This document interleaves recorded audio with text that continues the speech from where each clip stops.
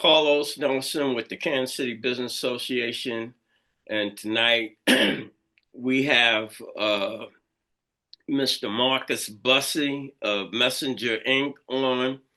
Uh, he's like you say, you have extended family. He's my extended family, like nephew and audience. Uh, he does graphic design, and he's gonna tell you what he does. But one of the major things, the logo for What's Up Worldwide. He he's the one who created that logo, and I think that's about 10 years ago. So without further ado, Marcus, welcome to Kansas City Business Association. Yo, thank you, Mr. Nelson. It is always a pleasure to talk to you and your audience. I appreciate that.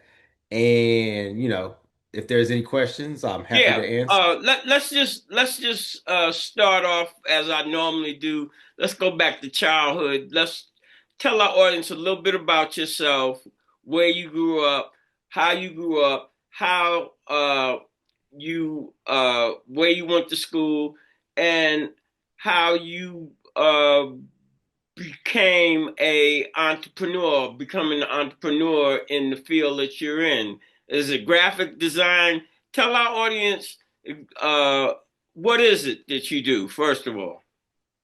I do brand strategy and think tank solutions is what I do. Oh, all right, all right. See, I know from you doing the graphics for our company.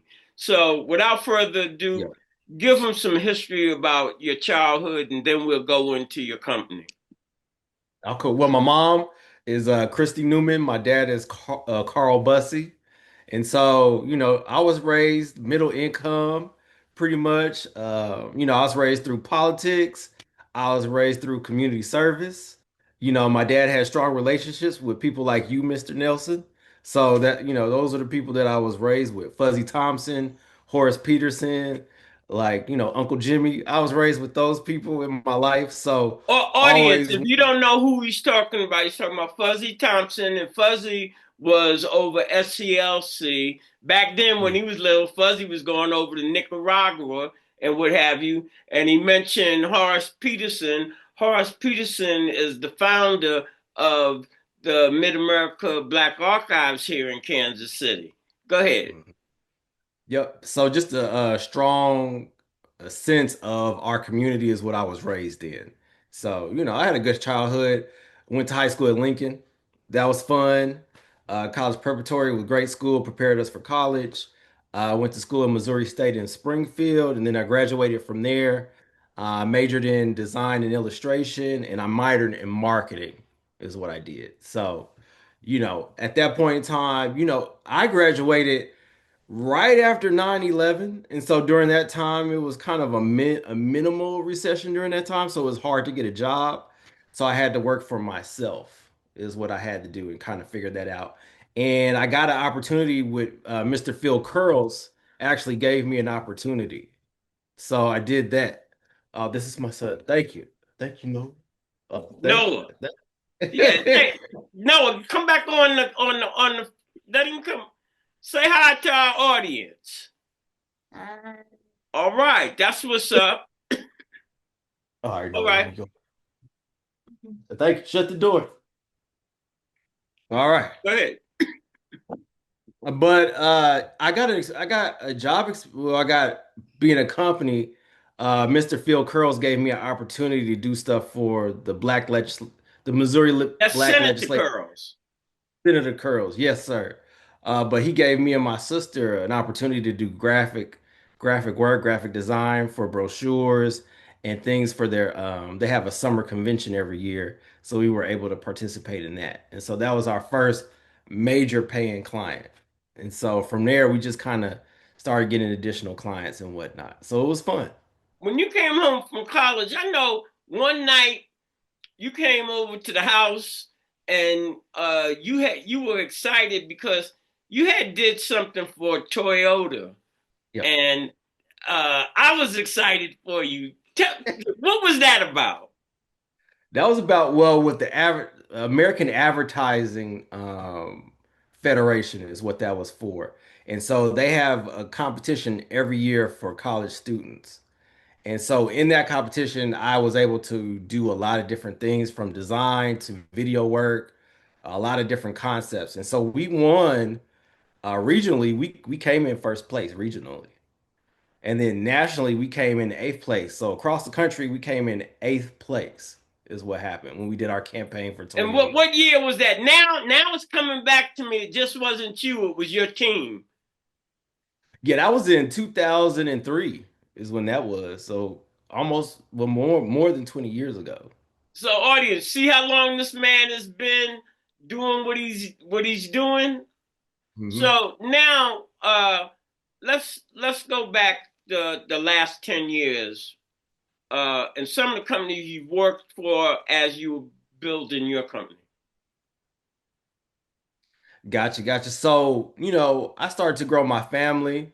And so I took a little break from entrepreneurship and I worked for three different companies, I would say. I worked for Hallmark, where I was able to design cards. And so that was an experience in itself. I never tied bows before, I never put glitter on stuff before. So that was just a whole experience in itself. Then I went on to work for Sprint and T-Mobile, is where I learned. And so being in that tech space, that mobile tech space, that retail, I learned a lot about retail marketing is what I took away from T-Mobile and Sprint.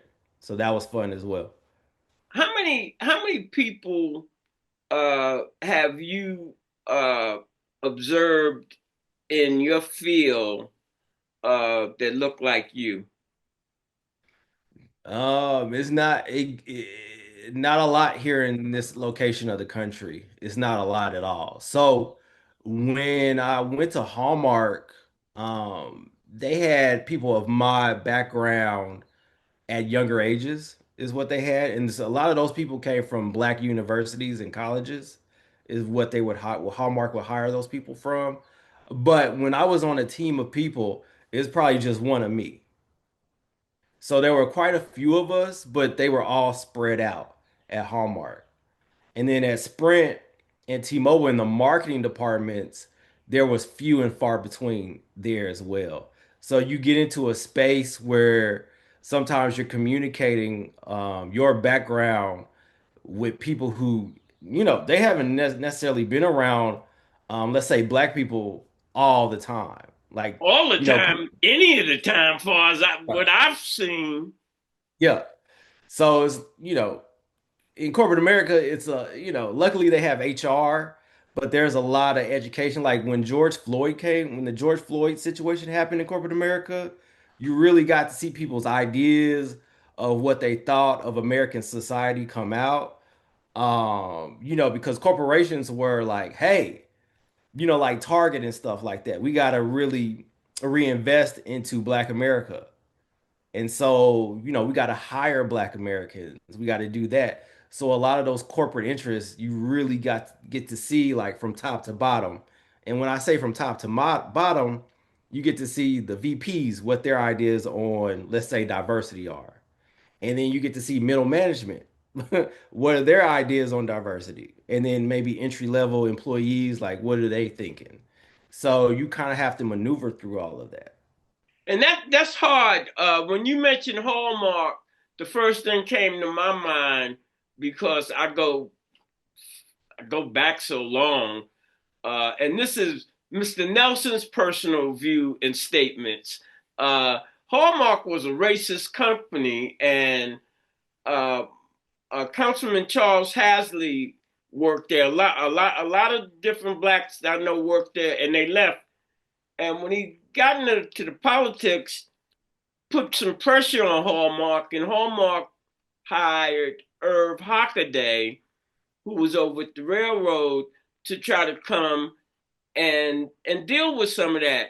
But you spoke about management and what have you, and no matter what's coming up or coming down on high, uh, the middle manager they can block it, and uh, that's what you see or I have seen, not just at Hallmark, in the corporate community in general, when you start talking about using professional uh, people of color in these different slots that the company has open. So again, so let's go back. Let's go the last 10 years. What have you been able to do, and how has some of your failures uh, opened the door? Like for every door that's closed, a new door opens. So give us a little uh,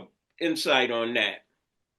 So I would say the last 10 years, last 10 years I was at partially I was at T-Mobile and Sprint. And I had a very successful career at Sprint and T-Mobile where I was a senior designer, I was a manager, I was a creative lead at those two companies. And so I received a lot of promotions from T-Mobile in a given 2 years. So, T-Mobile, I would say that's a great if you're looking to work in corporate America, T-Mobile is a great place to work for in terms of you getting promoted, you making a good salary. It's Benefits and spectacular. everything.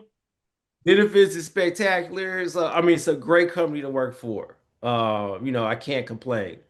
And then, but for me, it wasn't in me to, I wanted to set my own rules, right? I wanted to set my own time to work at. I want to work on the projects that I choose to work at.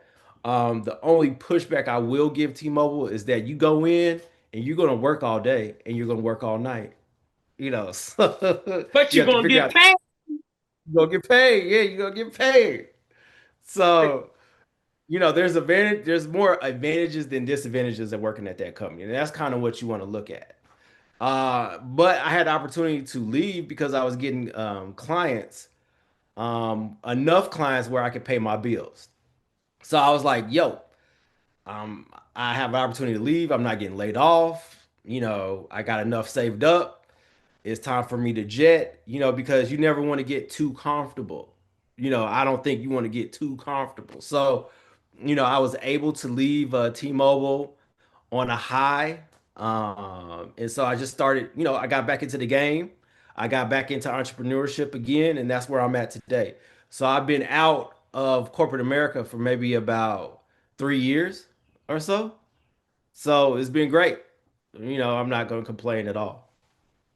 Uh, do you think that the from a political standpoint, uh, that the people that's representing us understand the challenges that our entrepreneurs have in this business world, and uh, what their responsibility is to try to create an atmosphere of cooperation and create opportunities for advancement in the financial sector, access to capital for entrepreneurs, or Um, specifically Black companies.